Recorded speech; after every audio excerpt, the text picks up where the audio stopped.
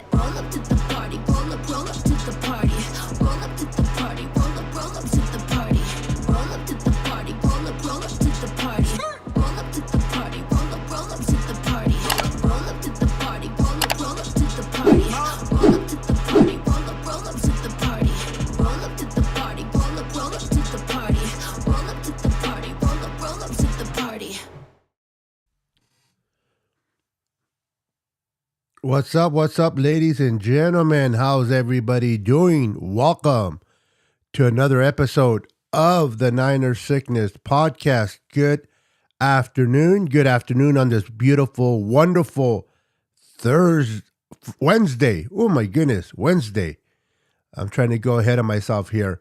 What's up, Austin Blackwood? How you doing, brother? How are you doing? Give me 1 second.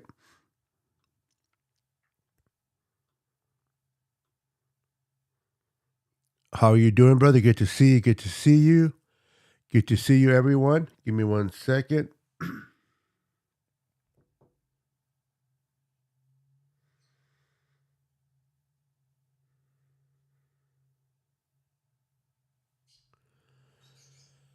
All right.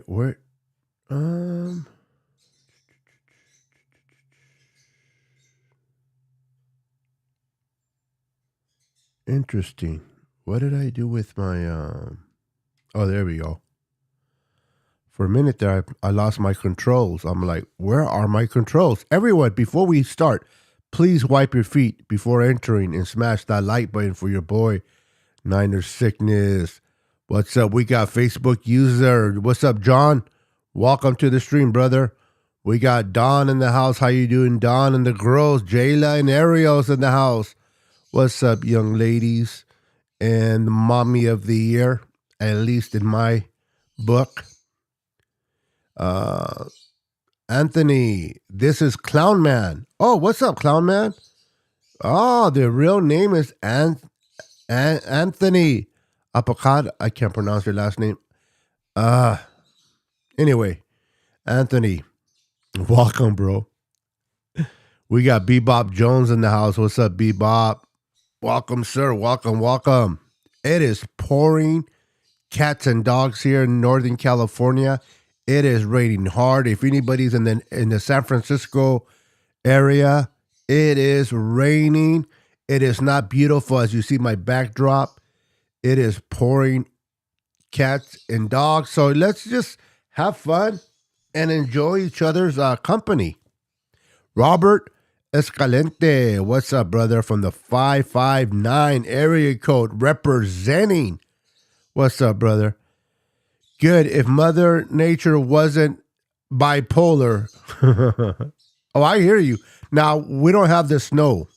We're not dealing with snow, but rain is pouring. I mean, it's windy. The winds are high. The rain is pouring, and which makes it worse because it gets, everything gets wet normally when it rains, but when there's a lot of wind, everything that normally shouldn't get rained under the porch gets drenched because of the winds. Yes, you're in Paradise, California. Now, it's funny that it's called paradise, right? Because right now, it's everything but paradise. It is snowing. It is raining there. The weather is bipolar. So it is everything but paradise in Paradise, California, which I think is hilarious. We got here in Central Cali, it was raining, but now it's really just windy. Yeah, it's windy here and raining. Man, is it raining. Look who it is, my girl, Jess.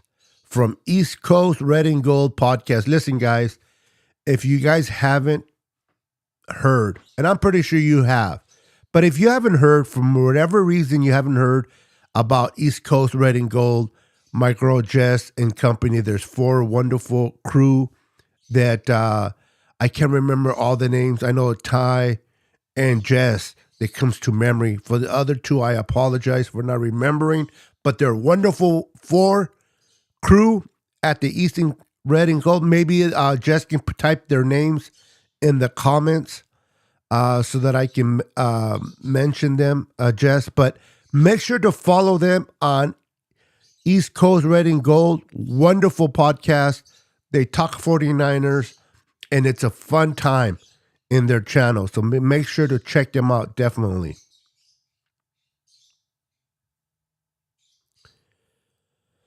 Here in Washington is sunny and we are about to get rain soon. Okay. Now, Washington, always rains, doesn't it? It's like something I know. Seattle. I know. I got family in. Where is it? I can't think of the city right now. It's next to Seattle. Oh, Dawn coming in with the. Hold on, guys.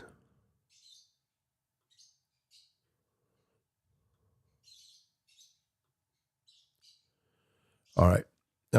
Definitely need the rain and snow so we don't have any fires again. We are. Oh, that's right. That's right. During the summer, you guys deal with a lot of fires, man. So, what's no disrespect to the city of paradise, but how do you call it paradise where in the summer you have nothing but fires, in the winter you got nothing but snow and rain? I don't know, man. Like, where does the name paradise come from? It's like, was somebody there just very comical and just say, hey, instead of calling it hell, let's just call it paradise? That is interesting.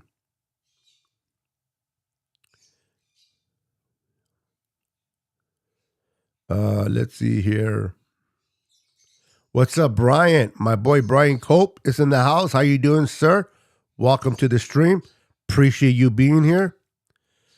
Make sure to check out Brian's channel. Brian Cope also started a YouTube channel. He's an early bird. Boy, is he an early bird. But hey, everybody has their times, right? So this is what's beautiful about having so many content creators. It is like going into a buffet. Yes, I'm talking about food. Everybody goes into a buffet to eat what they want to eat, right? You have choices. You don't have to eat a particular setting. So, Brian, 8 o'clock normally on Saturdays has his show, 8 in the morning. Go and check him out. Awesome dude. We got my boy Ryan in the house. What's up, Ryan from No Border Sports? Another awesome content creator, has a lot of people on his channel. He does a Friday night call-in show. The last time I heard, it was 6 hours long. So if you're kind of chilling at home and you're not going anywhere on a Friday night, you live in your mom's basement. No, just kidding. Give Ryan a call and hang out with Ryan and the crew on Friday nights on his channel. Make sure to log on to the channel, by the way. Let's see here. We got 49er Throwback in the house. What's up, brother? Welcome to the channel. Welcome to the channel. I see my boy Bashar here somewhere. Where is he? There he is. What's up, 49er Minded? I'm not going to say the phrase because I screwed it up last time. Anyway, I'll leave it to the professionals on how do you say your phrase there. Go and check out my brother too, Bashar from 49er Minded. He has his own channel, has wonderful guests, loves football, loves his Niners. Go and subscribe to his channel as well. One thing I love about doing my content, I love to promote other channels. I want other channels to succeed better than mine.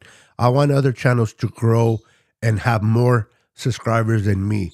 The more subscribers Bashar gets, or Ryan from No Border Sports, Jess from East Coast Niners, or even Bryant Cope, the happier I am. I know it sounds cliche. But it's not. I truly, really enjoy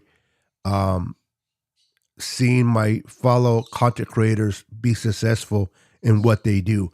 I do this because I love it. I don't compete with nobody. I can't speak for nobody else.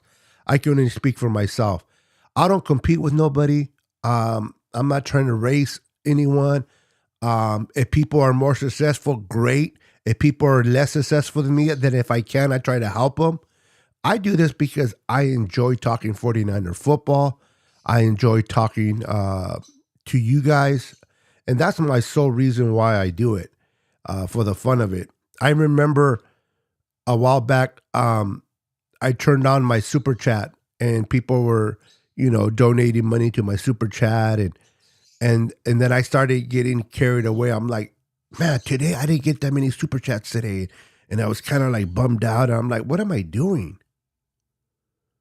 What am I doing? I didn't do this for the super chats. I did this for the love of the conversation. So I turned everything off, and now I just do it for fun. That's me, though. Everyone else does it differently. That's okay. Everybody does it their way. Like Burger King, right? Have it your way. Yes, another food reference. Whatever. I'm a big guy. Deal with it.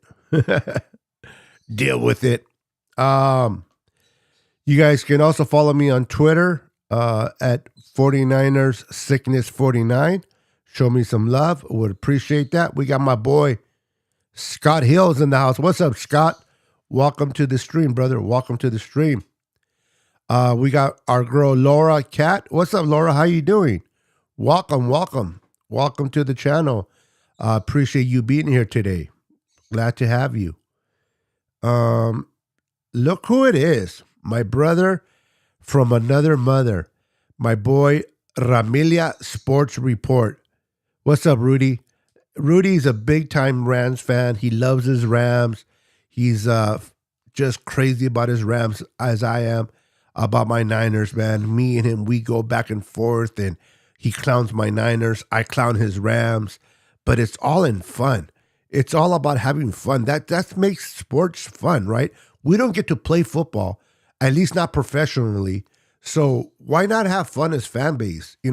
Rudy comes in sometimes and trolls my channel or trolls other 49er content creators. I go into his channel and troll his.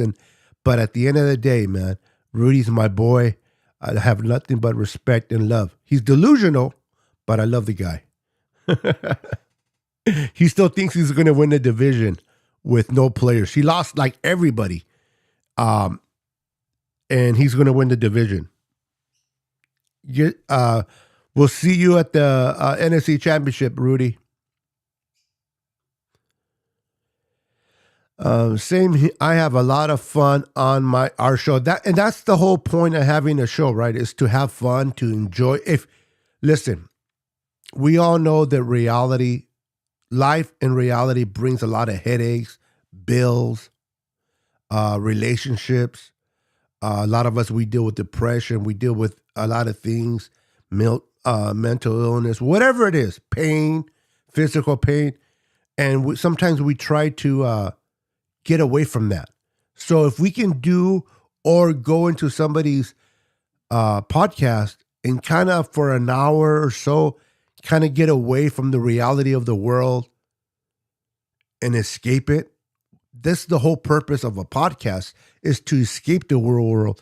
A lot of times people, they get so upset because other people are doing better than them or they're not as successful, and they bring the stress from the outside world into the podcast. And it's like, wow, who are you escaping from now? You know what I mean? So this is why I just love to enjoy here. I lose myself here with you guys. We talk football and just have fun. Jayla Ariel says hello to the Niner family. Let those two little beautiful young ladies say hello from Uncle Beto. Bring me some buffet grub. I'm telling you, buffet is where it's at. Ooh. Pizza. Yeah, listen, Bashar can make some good pizza, man. Some good pizza. I'm telling you, Once Bashar gives me his home address, I'm gonna pass it out to everybody so we can all go to his house for pizza. No, I'm just kidding. Oh my goodness. That's right, brother. We are homies. I have nothing but respect for Rudy. I give him a lot of crap. I'll text him on his, we have each other's cell phones, and I'll text him, and he'll text me, and we'll sit there and talk crap. But we never disrespect each other. We never personally attack each other. We strictly talk trash about our teams because it's fun. You don't have to get. I mean, I don't get too trashy, but it's even funner when you can bring history, when you can bring stats, when you can bring about, Super Bowls or championships or, the legacy of your team. How good is your team to the community, your stadiums, all those things that come into play as fans, you want to be proud of, right? Rudy always brings up the stadium of SoFi, even though it's 49ers, it's Levi South, as we know, because we own that stadium. And yes, Rudy's like, but we won the championship. Yes, you did. You won the championship and you won the Super Bowl, and now your team's trash because you lost everybody. But that's how it goes. But he always brags about Levi South compared to Levi North. Levi North is not as nice as Levi South. So as a fan of Levi South, he really loves to brag about it. And why not? My girlfriend's prettier than your girlfriend kind of thing. Come on, guys. You did that in high school. Even the girls, you want to show off your man's six-pack. I got a six-pack. It's just hidden way back in the big refrigerator that you see before you. Let's see here. Bebop. Okay, he's probably talking to someone in the chat, which is cool. So, look at who it is. Mr. Joe. Mr. and Mrs. Jones. I always feel like saying when I see your name, Mr. Joe. What's up, Mr. Joe? Welcome to the extreme. Mr. Joe is mad because I don't sign an autograph for him. Andale. The famous Rudy. Here, hold on, Rudy. You know how I like to do it. Just for Rudy. Rudy, Rudy, Rudy, Rudy. Rudy, Rudy, Rudy. All right, there you go. Enough of that. Let's see here. So, the 49ers and all the owners of the NFL had their meeting on Tuesday in Arizona, and some changes were made. A lot of changes weren't made. The one that didn't pass, which I thought, why wouldn't they pass this particular rule? It's upsetting. The roughing the passer. Whenever there's a roughing the passer call, it should be looked at. I think it should be. It should be challenged. And if you get it wrong, you lose a timeout, just like you do in the regular challenges. I think that you should be able to challenge a game-changing play like roughing the passer. The Niners experienced it last year with Nick Bosa. He was called for roughing the passer, and clearly, we can see that it wasn't roughing the passer. But yet, 15 yards the other way. And that's kind of takes away from the game. And so it should be challenged. And it's like anything else. If you lose your challenge, then you're not able to challenge anymore. You get two challenges. But it's unfortunate that they did not pass that particular rule at all. What's up, Supremo? My 49er cup that my beautiful wife bought me and had it be made. Niners sickness, baby. She would have put podcast right here, but unfortunately, when she made me this cup, it was just Niners sickness. It was a Niners sickness podcast, but it's all good. That just gives her a reason to buy me another one. Rams 1945 champs. Championships don't count, bro. I mean, they count individually for fans, but when the whole new Super Bowl era started, everything started 0-0. Okay? Everything started 0-0. Everybody had a fair chance to start building their Super Bowls when they changed it from championships. So, the Packers are particularly a team that fan bases are like, we have 11? I think the Bears have 9 championships, but only 1 Super Bowl. The Packers have, I don't know how many championships, but they only have 4 Super Bowls. And the reality is that you gotta only count. Is it fair? Maybe not. But when they decided to come out with just Super Bowls, everybody started fresh. 0-0.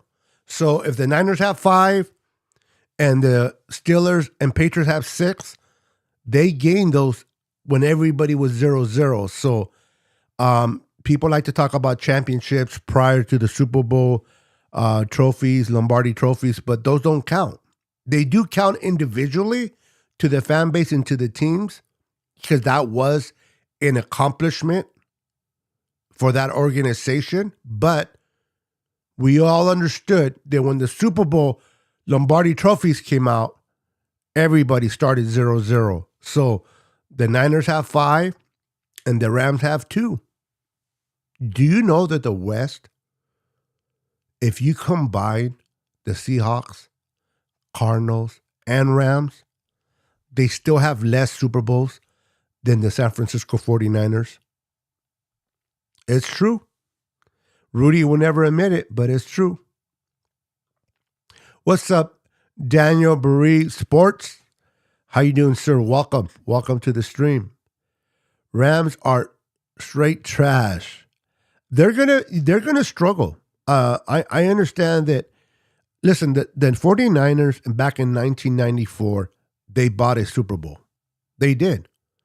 They went out and spent a lot of money and bringing free agents, bringing top players like Ricky Jackson. They brought in Norton, Kent Norton Jr. They brought in Gary Plummer from San Diego Chargers. They brought in Deion Sanders from Atlanta. They brought all these players to build a 49er super team.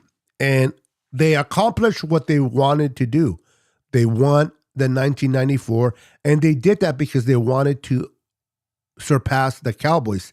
They were always bumping into the Cowboys, and they couldn't get over the Cowboys. So they added firepower to the defensive side of the ball to get bypast the Cowboys, and they succeeded. But reality kicked in. The salary kick came in, and they had to lose players, and the Niners haven't won another Super Bowl since 1994. But they got their Super Bowl. Now, credit to the Rams. Rams did the same thing. They bought their Super Bowl. They added players like Von Miller. They added players like Ramsey. They added all these, make sure I'm clear there. They added all these players to their roster, and they went ahead and got their Super Bowl. And congratulations to the Rams for winning their Super Bowl. But now you're starting to see how kicking the can down the road comes back to bite you. It'll come back to bite you, kicking the can down the road. And that's what the Rams did. They signed this player, they restructured contracts, and now it started to, collect. They lost Ramsey, they traded Ramsey. They lost a lot of players on defensive side. They're not going to be the same team. Now they're going to restructure themselves, and they're going to start building their offensive line, which is smart. because Matthew Stafford, he's been hurt, and the Rams can't afford to lose Stafford to injury, so they got to protect him. And how do you protect him? Is by building that offensive line, but it's going to take years to start building again. And I don't think that the Rams are going to be sustainable for the next few years. I think it's going to be, honestly, it's going to be the Niners and the Seahawks. Niners and Seahawks. And then the Rams and the Cardinals. I don't know what the Cardinals are doing, to be honest with you. I do not know what the Cardinals are doing there in the NFC West, what they're building. But the Rams they'll regroup, they'll start investing in their offensive line. But, it's going to take some time for the Rams to develop core players again. So, but if, Rudy thinks that they lost all these players and yet they're still going to be competitive in the NFC West. Now, that's what he says to us, right? I don't think Rudy looks like he's a very smart individual. I don't think he's buying into what he's saying. I think he hopes his team does well. I think he hopes that his team can be competitive. But in the bottom of his heart, he knows this is going to be an interesting year to see how his team does. Now, if he's honest with himself, he will say that. The fake Rudy doesn't have there's a fake Rudy out there? Oh, dang. I didn't know that. There's two Rudys? Oh, my God. Then the 80s don't count. I don't know if you're referencing that to something that I said or you're talking to somebody in the chat, but if the Super Bowl, if you're referencing to the Super Bowls and not championships, the 80s do count. We won our Super Bowls in the 80s and 90s. I don't know if that's directly to me or to someone in the chat, and I'm just reading it. So let me know. But if you're referring to the Super Bowls, yes. It doesn't matter if we cheated. It doesn't matter if we did it right, we did it wrong. What matters is, do we have 5 Super Bowls? That's all that matters. Everybody cheats. Everybody lies. Okay? Is it right? No. Do I condone it? No. But everybody does what they need to do sometimes to get what they want. Rudy, can you say you're the honest person? You can't say you never lied to your wife or your kids? Come on, Rudy. Nobody's perfect. Nobody's perfect. But at the end of the day, you have a goal. And if you accomplish those goals, hey, that's all that matters. What's up, my friend? Jesus Christ, my King, is in the house. How you doing, brother? Nobody cares about the Rams. They are done. They are. Can they get better in a couple of years? Maybe. But they are done. And if history tells you anything, the Niners bought their Super Bowl and then they haven't won another one since 94. Right? And Rudy loves to say that. When was the last time you guys won a Super Bowl? Well, that's going to be the Rams in the future. So, get ready, Rudy. When you kick the can down the road, you're going to bump into the wall sooner or later. And you're not going to be able to kick that can any further. Rams have more holes than, oh, shoot. I can't believe I even brought that up. Alrighty then. Beto, do you think John and Kyle were in locksteps with their evaluation at it's as much as we want our GM and head coach to be in agreement, and I believe that Kyle Shanahan has his own approach and John has his approach, but at the end of the day, they have one common goal, is to win a Super Bowl. They have their differences, but they have a common goal, is to bring another Lombardi to the San Francisco 49ers. And I'm pretty sure, just like a husband and wife or a couple will argue with one another, may have disagreements, may have a difference of opinions, but they all have the same goal, is to make their marriage work, or to pay off the home loan, or to pay off this, or to send the kids to college, whatever it is. As long as the common goal is seen by both parties, they're both going to have different opinions of a situation, but as long as they're successful in the common goal, that's all that matters. Maybe John seen the quarterback different than Kyle, but Kyle is the head coach, and he's the one coaching these quarterbacks. So it's not a lot of people say, well, Kyle's the true, he's a true guy in San Francisco. Whatever he says, Matt, no, I believe that John has authority, and so does Kyle. And I think they're smart enough to know their own place. John knows when it comes to the front office and drafting and scouting players and doing all these things, this is what I do. Kyle understands that his gift is coaching, being a good head coach. And that's what he does. And Kyle and John truly communicate with one another. No perfect marriage, no perfect relationship. There's always going to be bumps in the road. There's always going to be disagreements because they're two different individuals. Same goal, but different individuals, right? So, this is where you got to work it out. But I do believe that they are in constant communication with one another. If anything, I see more pride in Kyle than John. I think John kind of chooses his battles. My uncle used to tell me all the time, in your marriage, choose your battles. And I'm like, what do you mean choose my battles? He's like, there's going to be times that you have to make a decision.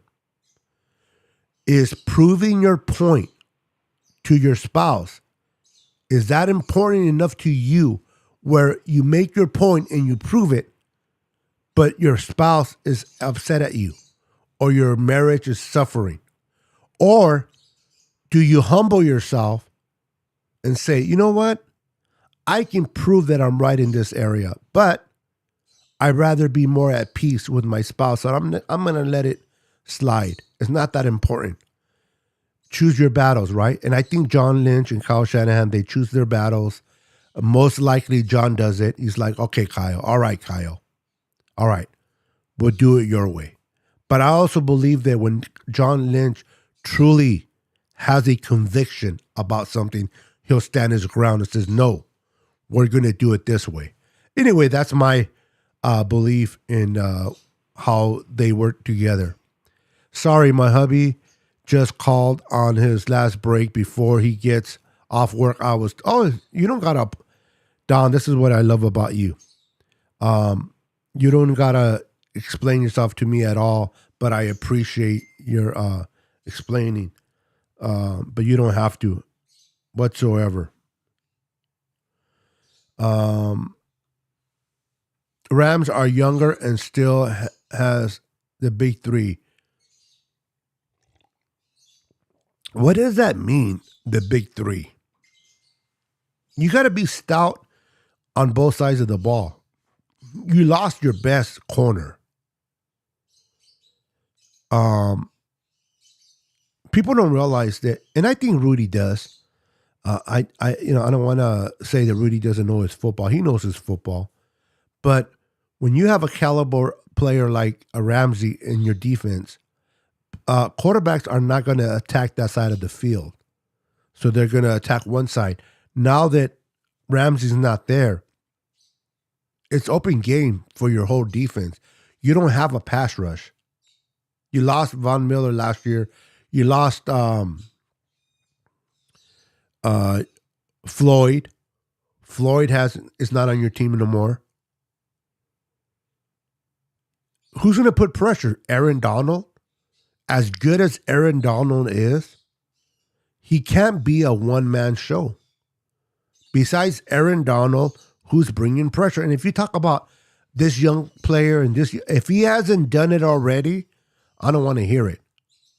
I want to see sustainable production from a player. Like, for example, I can sit there and go, wow, we brought in that kid from the Raiders this offseason, from Clemson. I can't think of it. Farrell. Farrell's going to be great under Kaseric. He's going to be dominant. Watch. I can't say that because I haven't seen him do anything with the Niners yet. But I can talk highly about Nick Bosa because I seen Nick Bosa be successful. I seen him terrorize other offensive linemen. And we brought in Hargrave that is going to anchor the middle. Now, if Matthew Stafford struggled running away from Bosa, now we bring in Hargrave. And by bringing in Hargrave, it's going to take pressure off of Eric Armstead. And if the kid from USC, and you're a USC fan, Rudy, why is his name slipping my mind? Oh my God. Drake Jackson. If he comes out and really in year 2 and really plans out, this is going to be a great defensive line. You're going to have Bosa, Hargrave, Eric Armstead, and then Jackson.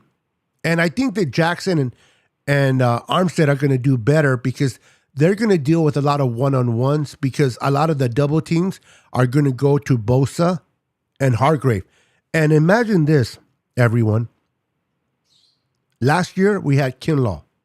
Kinlaw has great talent, but unfortunately, he can't stay healthy. He can't be on the field, so he wasn't productive. We had a rotation of players, and we lost DJ Jones. We kind of went backwards from our D-line, right? But Nick Bosa still had 18 and a half or 19 and a half sacks, right? Nick Bosa still had 18 and a half or 19. I can't remember.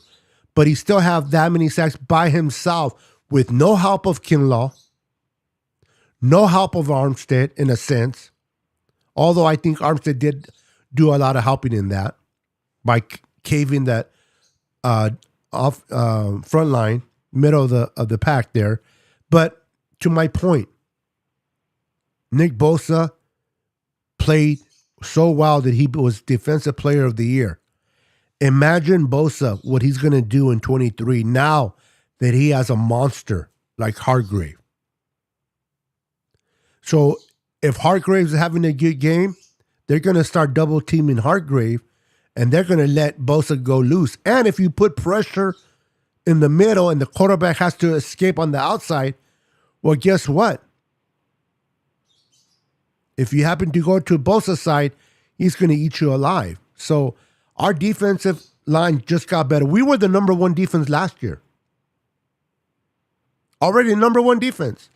And what did the Niners do?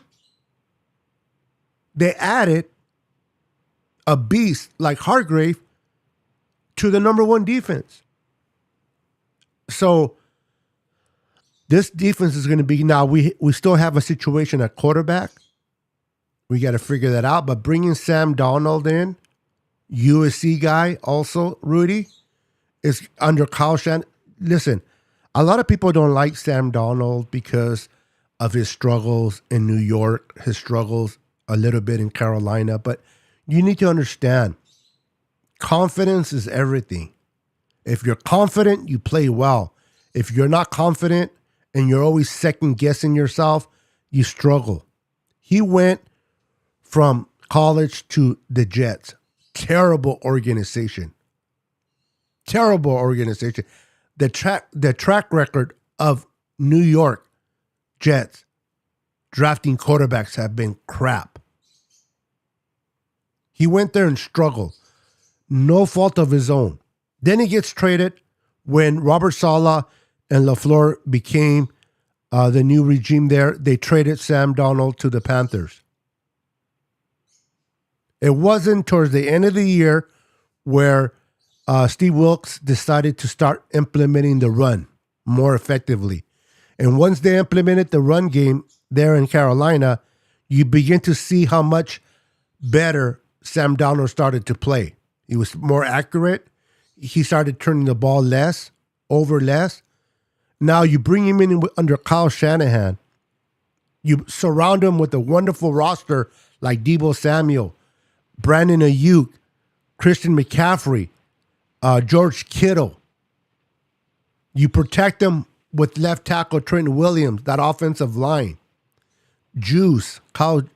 You have so many weapons that I expect Sam Darnold to be very successful in this offense. We still have, my birdies.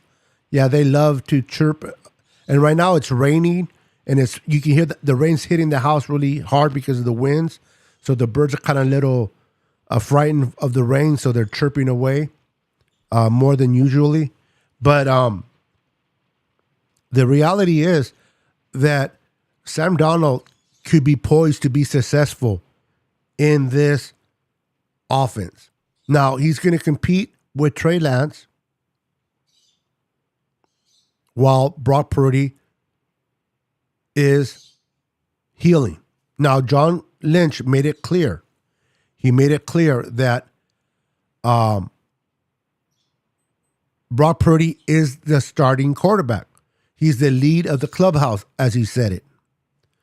So this is Brock Purdy's team. And I understand a lot of Niner fans, they don't like that. You know, a lot of people are like, but we gave up so much for Trey Lance. They did. The Niners, and I can't listen, whether Trey Lance works or not, whether he is successful or not, I got to give credit to John Lynch and Kyle Shanahan for having the guts to move up.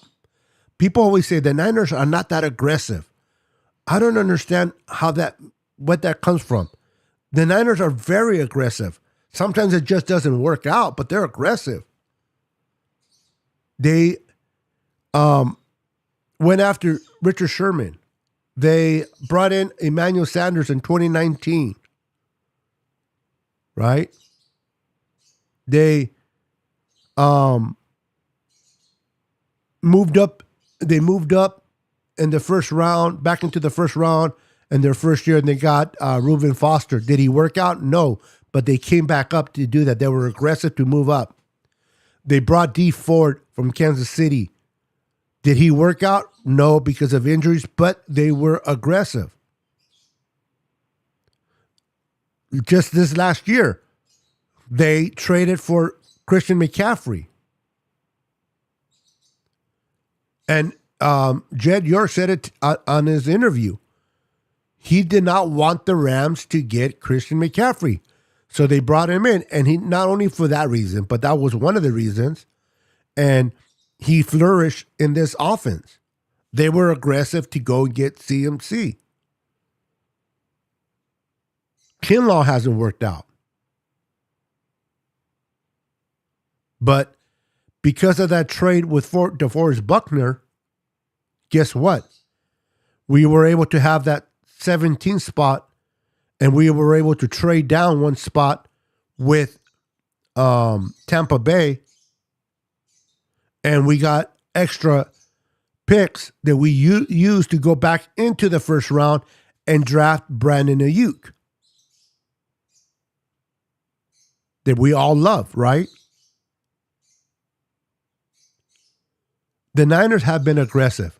A lot of times it works out. A lot of times it did. The Niners moved into the first round to get Reuben Foster. Reuben Foster did not work out because of character concerns, right? But what did they do? They drafted.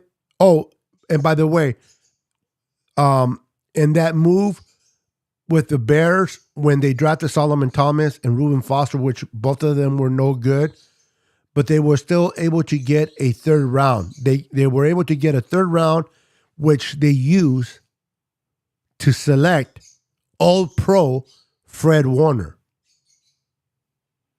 So Reuben Foster did not work out for the Niners, but Fred Warner sure did. And they traded from the 12th spot all the way to the 3 spot to select Trey Lance. Now, whether he works out or not, they still were aggressive to do that. Now, a lot of Niner fans, they love Trey Lance. So do I. I love Trey Lance from North Dakota State. I wanted him to be the one the Niners drafted over Fields and definitely over, what's his name over there in New England that I will not mention his name. Right? And Trey Lance was the future. But for some reason, the Niners were not sold. Once Trey Lance came to San Francisco, in my opinion, they saw some things that they were like, maybe he's a little raw. Maybe he's not as ready as we thought he would be. Let's keep Jimmy G one more year. A lot of people crucify the Niners organization for doing that. And they sat Trey. And then they felt that Trey learned enough. They gave him the reins. They made him QB1 for the 2022 season. But unfortunately for Trey, he gets hurt week 2 against Seattle and did not play for the rest of the year. Here comes Jimmy.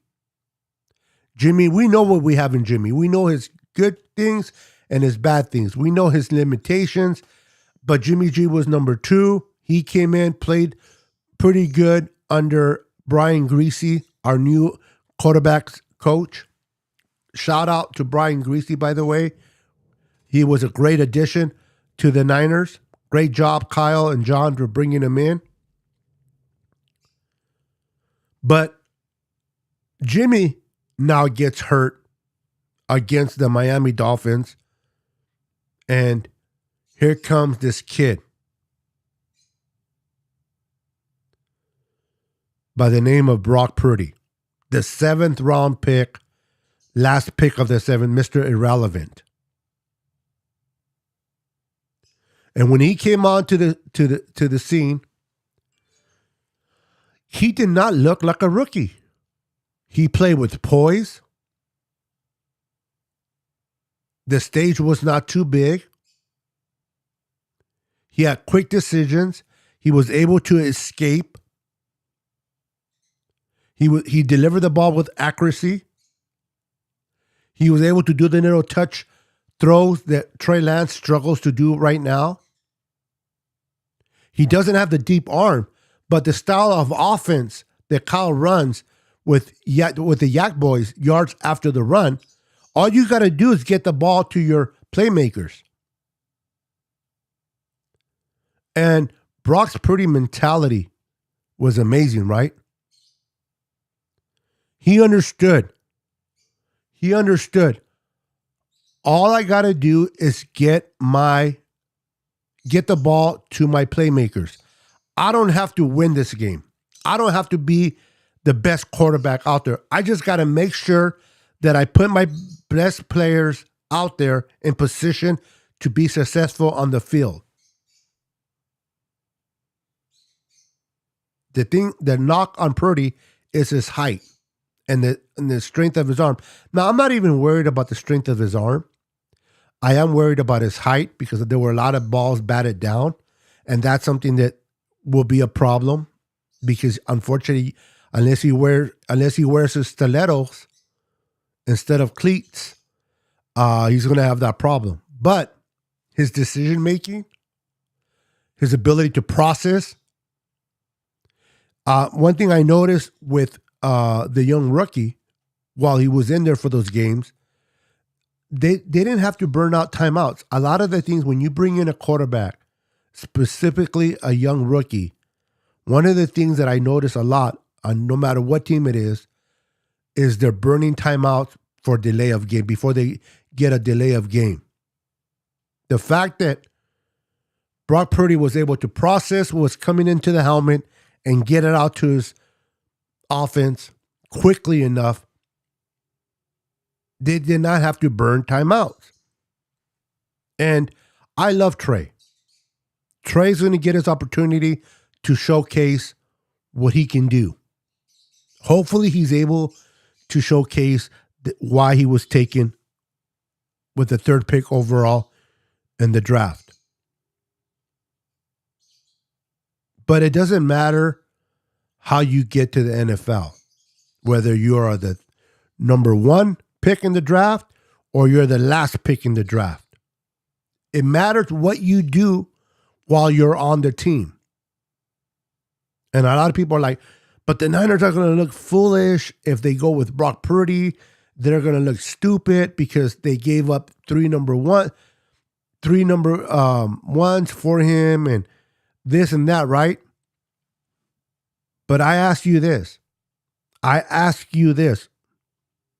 If we move on from Trey, I'm not saying we will, I'm not saying we should, but if we move on from Trey and Brock Purdy is our QB1 going forward, and let's say Trey gets traded to another team, he becomes really successful there, he's really killing it with that team, but yet we have won 1 or 2 Super Bowls with Brock Purdy. Are you going to really care that we lost Trey if you won Super Bowls with Brock? Are you going to care that we gave up 3 number ones for Trey if Brock wins you a Super Bowl? You're not. The only way that this will get amplified is like the Kinlaw situation. And I mentioned this to the guys, I think on Monday when we got together with the NWO, if I'm not mistaken. But Kinlaw, the Niners traded DeForest Buckner. And a lot of you guys hated that trade. Why did they keep Eric Armstead? They should have kept Buckner, blah, blah, blah.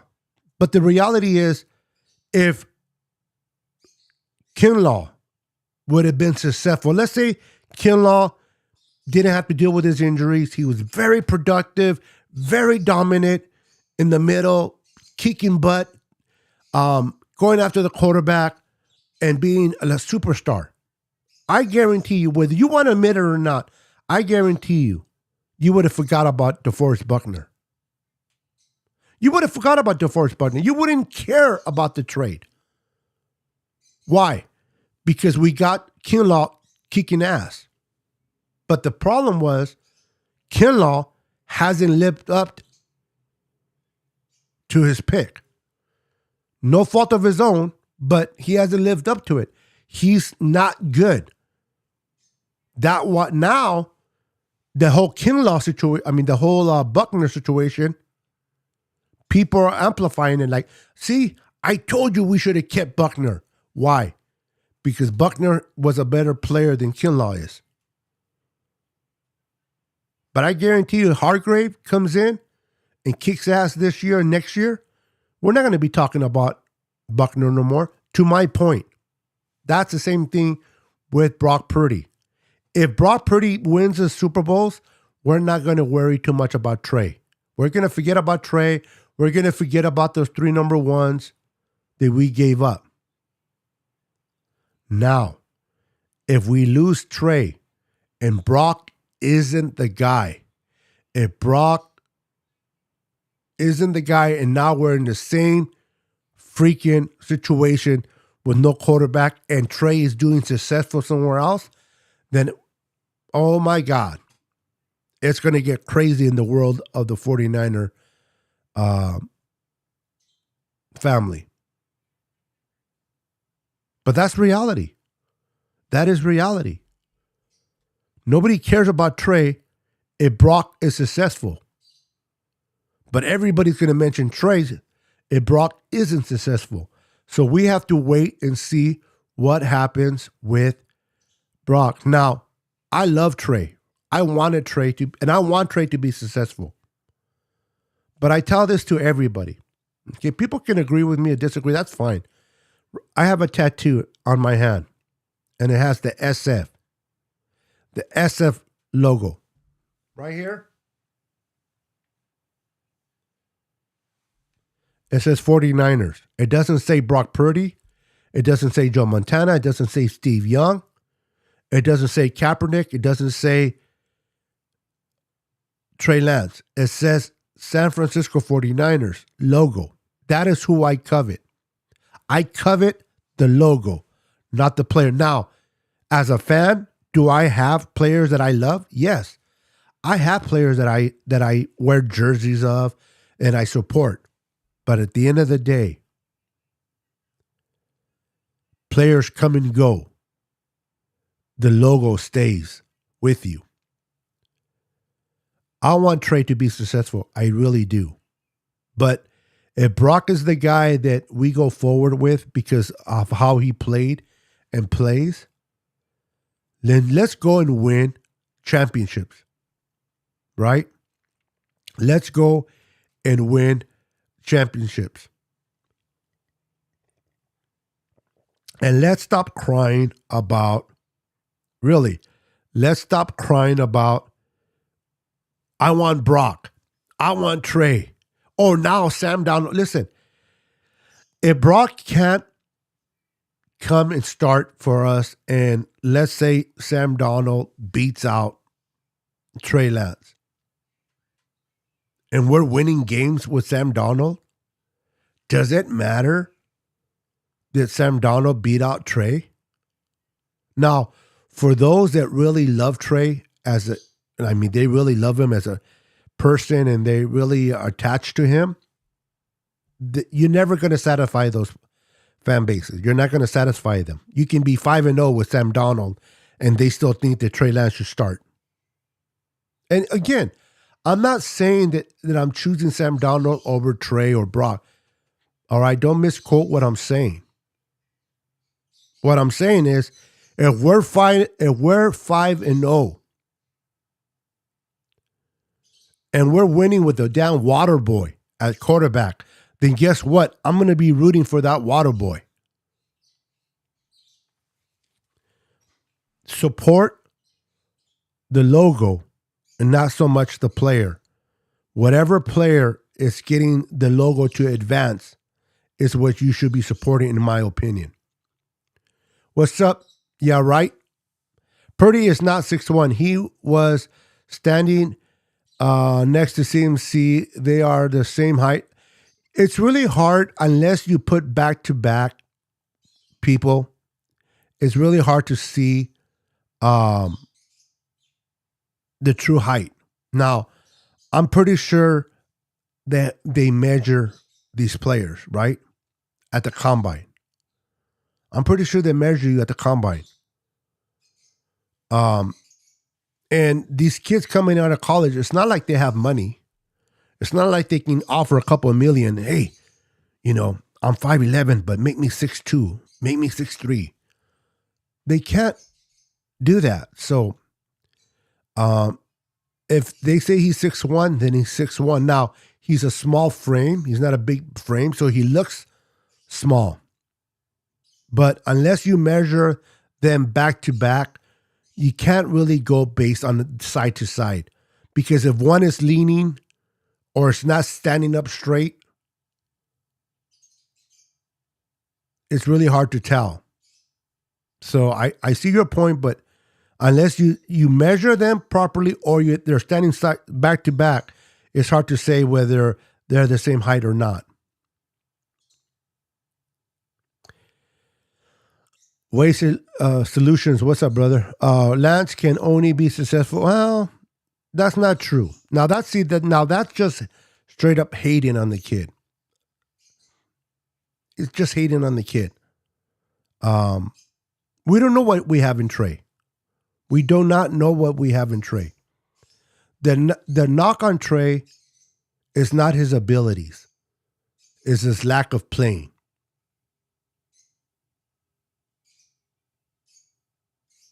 Is his lack of playing. He needs to play. And so To say he's going to be a Hall of Famer, you can't say that. Or at least you shouldn't say it. But to say that he can only be successful in the CFL is not true. I cannot agree with that.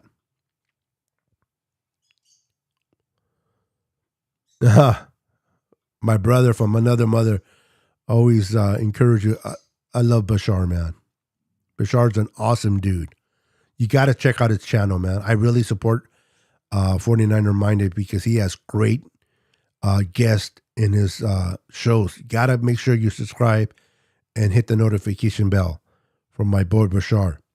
What's up, Rick Diaz? Was true. My friend just got out there and win championship, some trophies. You probably, okay. I know a lot of times you guys are talking to one another, which is great. What's up, Sean? How you doing, Sean? Welcome to the channel. What's up, Beto? Working. Oh, okay. Well, thank you for showing me some love, brother. Thank you for showing me some love. David Corona is in the house. What's up, David? We just one QB away from winning our sixth champ. Listen, you're absolutely right.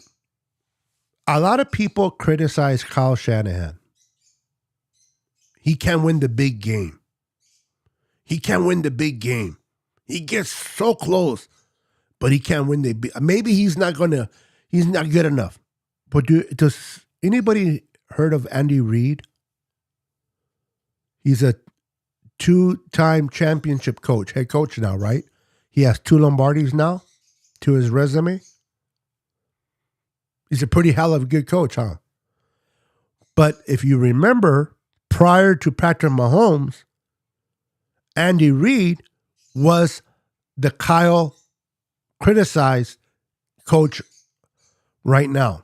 Oh, Andy Reid can't win the big gun. He can't win the big game. He can get there. He can get to championships, but he can't win the Super Bowl. That was a criticism on Andy Reid. Kansas City reporters and fans wanted him to be fired. And now that he won their first Super Bowl, unfortunately against us, but won their first Super Bowl, and now winning their second. But it was all because of one quarterback, Patrick Mahomes. If Kyle can get, whether it's Trey, Sam, or Brock, to play good football, stay healthy, I know we can get over the hump.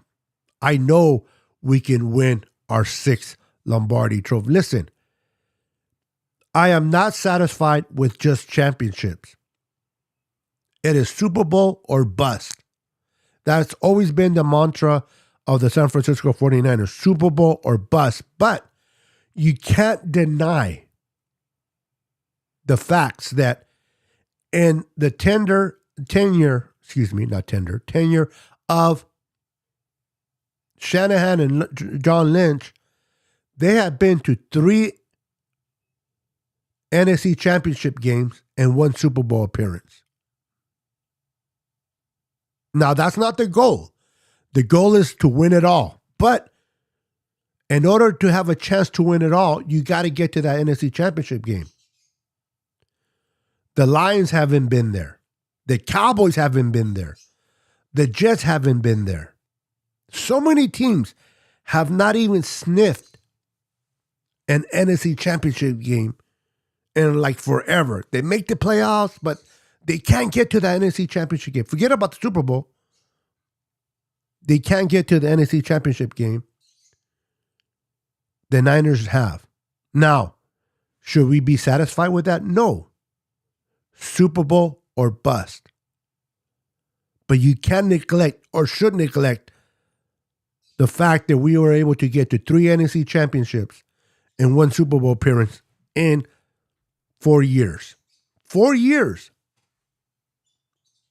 And when Kyle came in, he completely bulldozed the Niners organization, started from fresh, built the team up, and got there in 4 years. You know, but a lot of times we're not satisfied. We are not satisfied. What's up, Tony? How you doing? Welcome to the show. Always support whoever is under center. We will always have favorite players, but it's always Niners all day, every day. No matter the quarterback or the year. Exactly. Couldn't say it better myself, Tony. We have our favorite players. We do. For those that have kids, if you're a parent, whether you want to admit it or not, if you have more than one child, you have your favorite child. You're never going to say it. Some people do show it. You have your favorite child, right? But you don't love him more than your other kids. He's your favorite, but you don't love him any more than you do your other kids. You love them all the same. You support the logo and not the player. That's just my opinion. Appreciate that, Rick. What's up, my friend Alex G? What's up, Niner Sickness? Which Niner player or position would you like to see wear 0? That's interesting now that's now, I don't know, man. I'm trying to, when that was approved, I started to look at the roster and the personalities. I started to look at the personalities of each player to kind of try to get an idea who might wear number 0. Oh man, that's tough.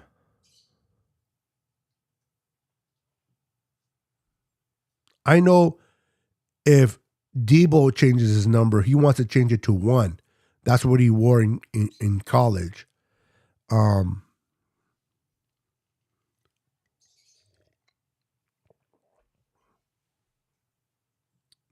Who will wear number 0 on defense? On defense, right now, if I would have to choose a player, I could say like Lenore. Lenore will wear number 0. On offense, I would say maybe someone like I can't think of his. Today's not the name day for me. Our Mitchell, our running back. I can see him wearing number 0. That's a good question, though, Alex. Welcome to the stream. Very good question. Willie Rodriguez. What's up, brother? Beto, the man. Niner Sickness. Great show. Oh, appreciate the love, bro. Thank you for the love. Appreciate it. You read my mind. I was just going to ask you if Debo was ready to was really changing his number. He wants to change it to number 1, but I guess the NFL is charging him. I got to look more into that. It's not like he cannot afford it. But you know how his IG account is 19 problems?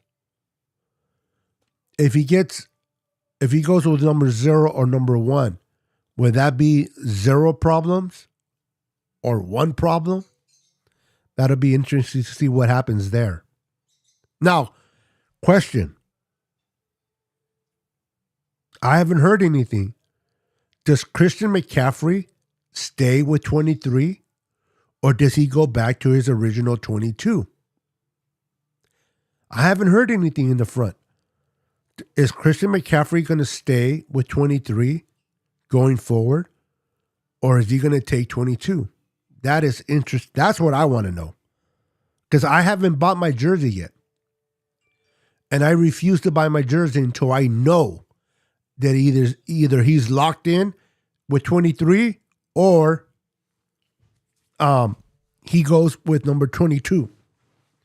That's what I want to see. So I'm not going to buy my jersey until I find and make sure that what he does.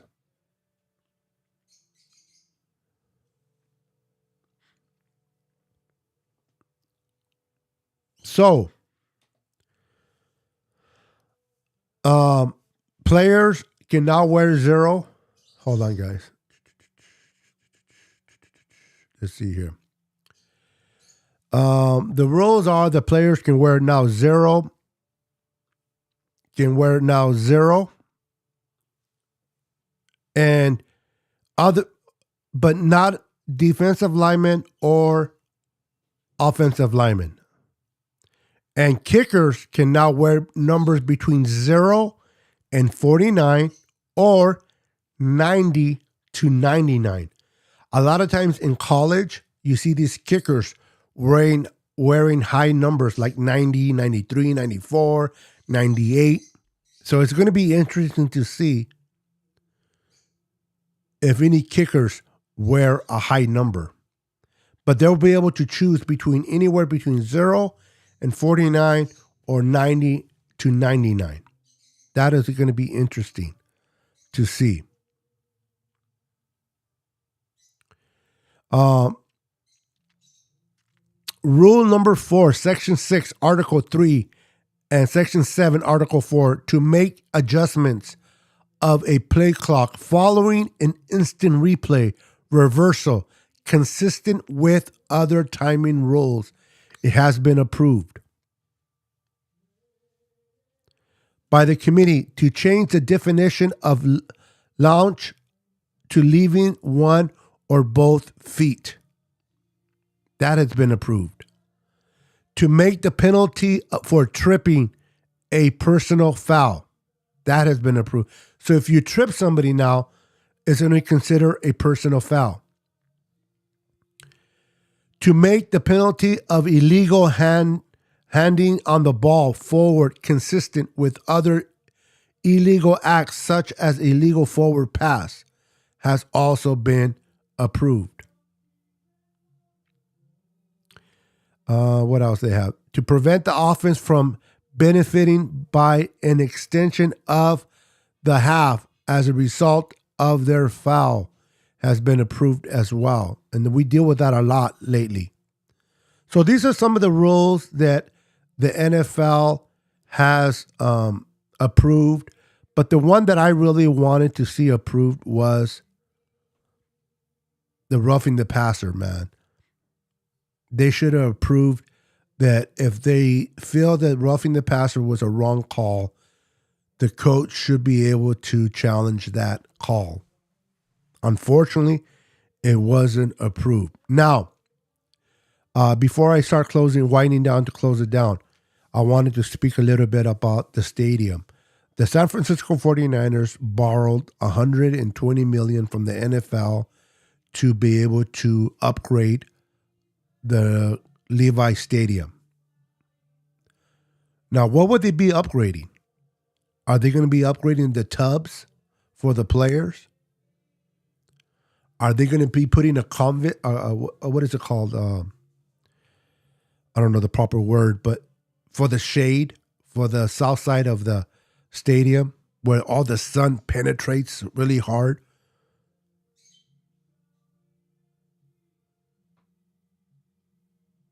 Where are they going to move the $120 million towards Levi? That's going to be interesting to see, right? What else before I close it down?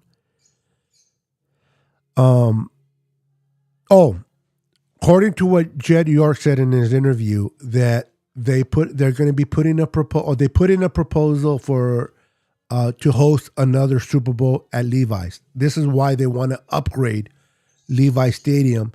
Their plan is to get Super Bowl 60. They hosted Super Bowl 50. Remember when it was the Broncos and the Carolina Panthers?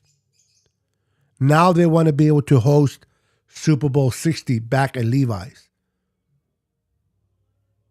Now, they were not able to get anything done today. I think that the owners meet back in May. In May. And when they do that, they're going to discuss it then and see if it passes. So hopefully we'll get Super Bowl 60 here at Levi's. So those are the things that are happening with the San Francisco 49ers so far this offseason. Today is March 29. Before we know it, it will be April 28th, and the NFL draft will begin. Now, we don't have any picks in the first round, any picks in the second round. I don't know if they'll trade up, but we don't have anything. Hold on.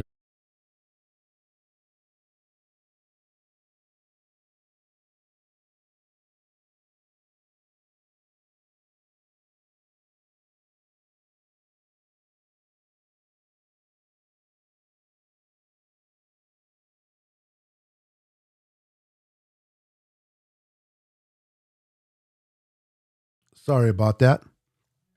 Oh my goodness. Apologize for that.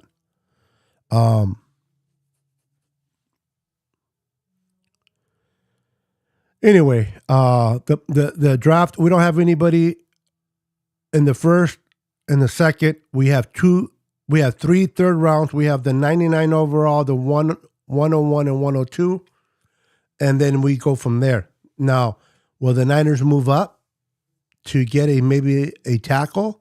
Will they stay put and get a safety? What will the Niners do? I'm going to be doing another show in the near future, and I'm going to be doing a draft by PFF, a simulation draft. I'm going to be picking players that I think the Niners should go after. Come and hang out with us and check it out. So make sure that you're always have that notification on YouTube so you will be notified when I go live, and come and support your boy Niner Sickness. But for today, I'm going to go ahead and end the show. You guys have been amazing. You guys are awesome. I appreciate it. Dina Harvey just popped in. What's up, Dina? How you doing? Welcome. I did not see John. Now, John was on Facebook earlier, but you moved over from Facebook to YouTube. So thank you for popping in. You guys have been amazing. I truly enjoy talking football with you guys. Had a lot of fun. Let's continue to support the Niners. Let's continue to always have fun talking about the Niners. The Niners are a sport for us to kind of escape reality. Remember, you are special, you are loved, and you are somebody. If you're feeling down, if you're feeling a little depressed, or I just want to encourage you. You are somebody. You are special. Never forget that. Love each and every one of you. Be blessed. Have a wonderful, blessed Wednesday. And we'll see you on my next podcast. Peace.